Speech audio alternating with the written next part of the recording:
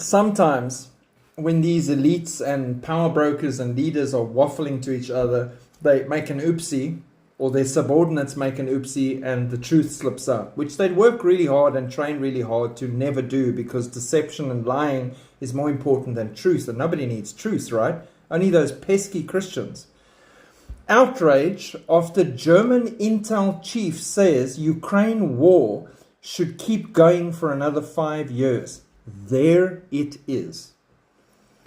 Bruno Cole, the head of the Federal Intelligence Service, BND, made the comments in an interview saying, if a war in Ukraine comes to a standstill earlier than 2029 or 2030, there's that date again, then all the means of Russia, both the technical and the material, are able much earlier to provide a threat against Europe.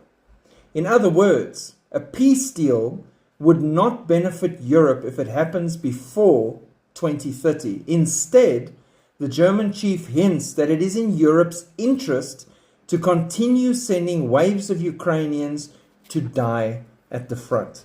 And therefore we will supply them with money, and we will supply them with defunct weapons and ammunition and everything to go and die on that front and keep Russia busy until we're ready for Russia. Oops.